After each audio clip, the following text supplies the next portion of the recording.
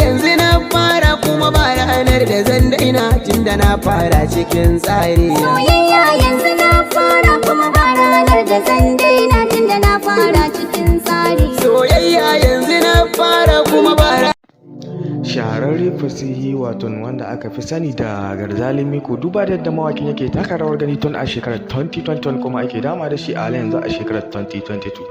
Shi dai Garzali Miko shahararren mawaki ne wanda shahara wajen kawo mana waƙoƙi iri daban-daban, duba da yadda mawakin yake taka rawar gani yake fafatawa tun a shekarar 2021. Na tabbatar cewa masoya Garzali Miko suna jin daɗin fitattun ayyukanmu da muke kawo musu dangane da Garzali Miko, ko kuma na ce sababbin ayyukanmu da muke kawo musu a koda yaushe. Da Allah dan uwa, idan ka kasance kai bakon zuwa ne a wannan channel mai albarka wato mai suna Awal Arewa TV, da kai mana subscribe sannan kuma ka danna kalmar nan ta alamar ƙararrawar sanarwa kuma ka zaɓi all, ta yadda da zarar mun ɗaura sababbin ayyukanmu za a dinga sanar da ku. Mun gode.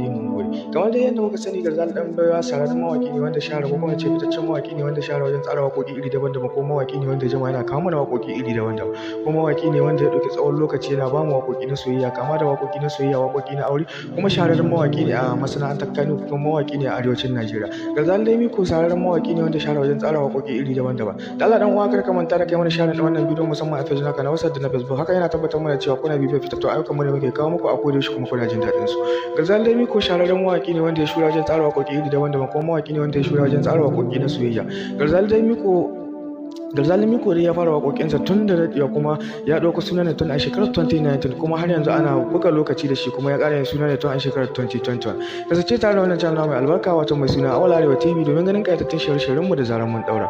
Da Allah dan uwa, kar ka manta da kai mana share na wannan bidiyo musamman a page naka na WhatsApp da na Facebook. Haka yana tabbatar mana cewa kuna bibiyar fitattun ayyukan mu da muke kawo muku a koda yaushe kuma kuna jin daɗin su. Mun gode, sai mu haɗu da ku a cikin wani sabon bidiyo namu na gaba. Shahararre fasihi wato wanda aka fi sani da Garzali Miko, duba da yadda mawakin yake taka rawar gani tun a shekarar 2021 kuma ake dama da shi a halin yanzu a shekarar 2022. Shi dai Garzali Miko shahararren mawaki ne wanda shahara wajen kawo mana waƙoƙi iri daban-daban, duba da yadda mawakin yake taka rawar gani yake fafatawa tun a shekarar 2021. Na tabbatar cewa masoya Garzali Miko suna jin daɗin fitattun ayyukanmu da muke kawo musu dangane da Garzali Miko, ko kuma na ce sababbin ayyukanmu da muke kawo musu a koda yaushe. Da Allah dan uwa, idan ka kasance kai bakon zuwa ne a wannan channel mai albarka wato mai suna Awal Arewa TV, da kai mana subscribe sannan kuma ka danna kalmar nan ta alamar ƙararrawar sanarwa kuma ka zaɓi all, ta yadda da zarar mun ɗaura sababbin ayyukanmu za a dinga sanar da ku. Mun gode. Kamar dai yadda muka sani, Garzali dan baiwa shahararren mawaki ne wanda shahara, ko kuma ce fitaccen mawaki ne wanda shahara wajen tsara waƙoƙi iri daban-daban, ko mawaki ne wanda jama'a yana kawo mana waƙoƙi iri daban-daban, ko mawaki ne wanda ya ɗauki tsawon lokaci yana ba mu waƙoƙi na soyayya, kama da waƙoƙi na soyayya, waƙoƙi na aure, kuma shahararren mawaƙi ne a masana'antar Kano, kuma mawaƙi ne a arewacin Najeriya. Garzali Miko shahararren mawaƙi ne wanda shahara wajen tsara waƙoƙi iri daban-daban. Da Allah dan uwa, kar ka manta da kai mana share wannan bidiyo musamman a page naka na WhatsApp da na Facebook. Haka yana tabbatar mana cewa kuna